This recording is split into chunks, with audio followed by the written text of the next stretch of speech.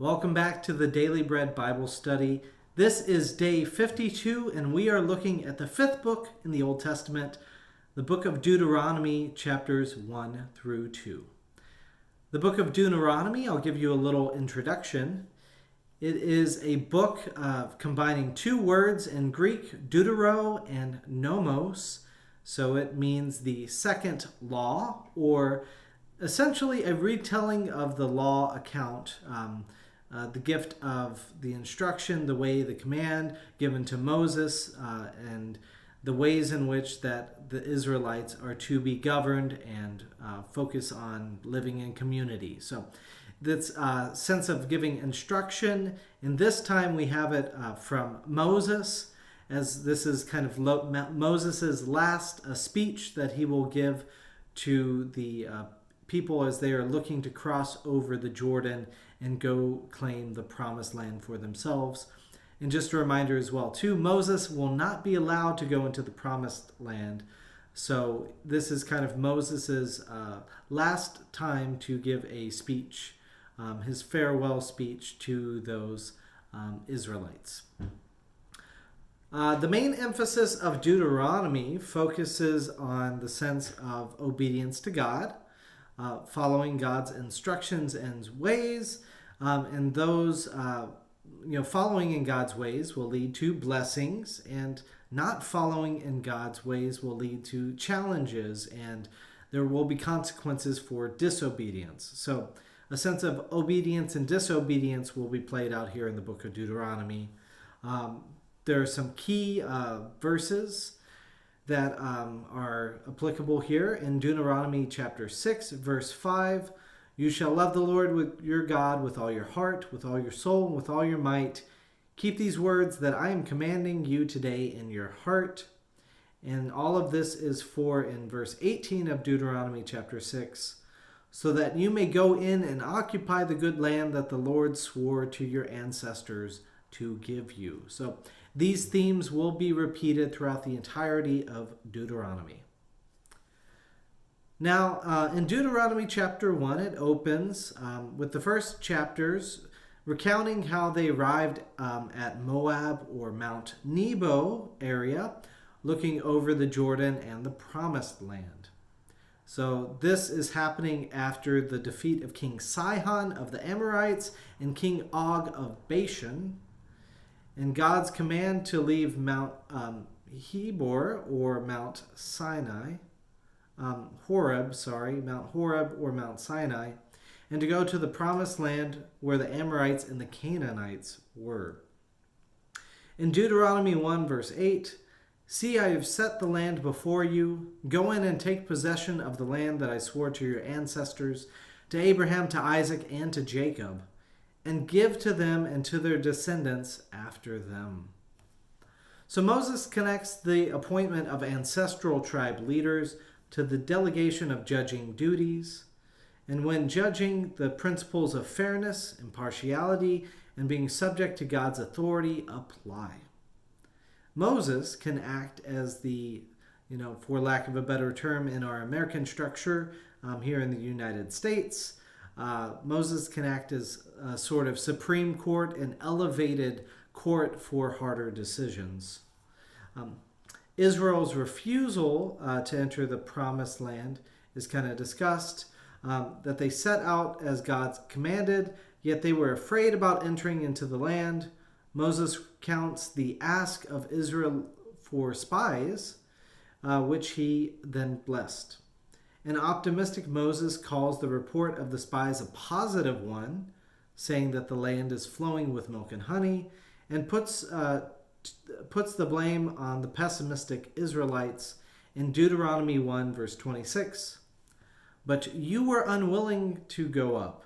You rebelled against the command of the Lord your God. You grumbled in your tents and said, it is because the Lord hates us that he has brought us out of the land of Egypt to hand us over to the Amorites to destroy us. Where are we headed? Our kindred have made our hearts melt by reporting the people are stronger and taller than we are.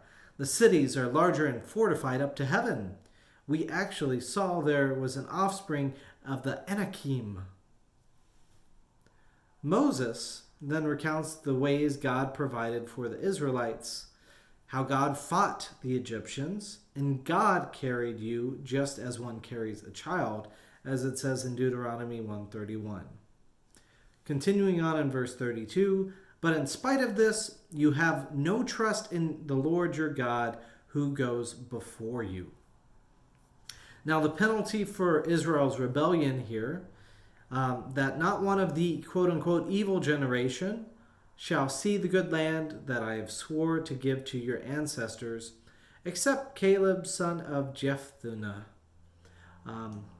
And as for your little ones, who you thought would become booty, to them I will give it. In Deuteronomy 1:39. So the ones that they expected not to be able to take the promised land, in fact, that is who God will bless the promised land with.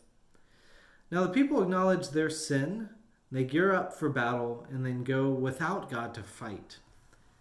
And going without God, the Amorites repel them, and they journey back into the wilderness.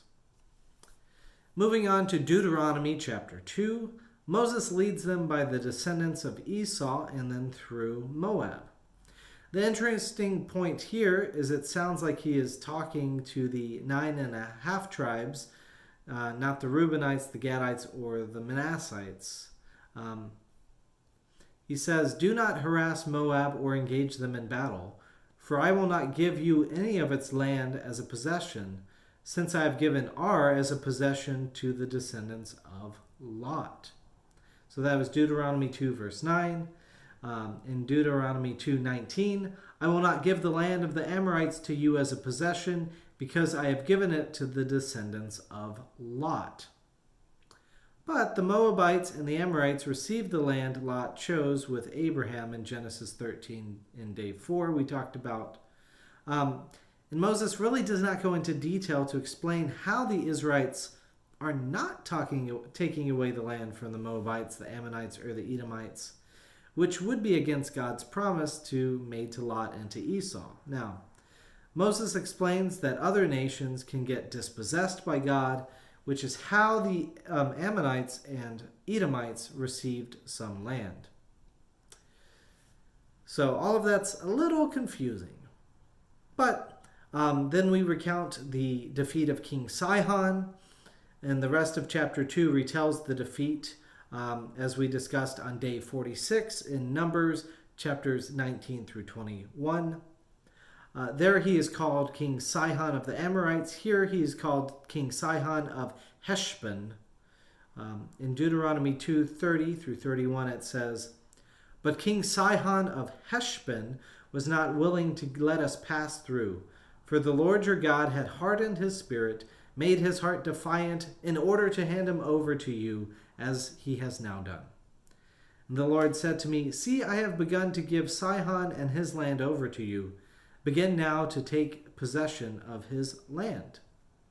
So, the Amorites' land is going to be possessed by the people of God. In Deuteronomy 2, verse 34, in each town we utterly destroyed men, women, and children, and we left not a single survivor.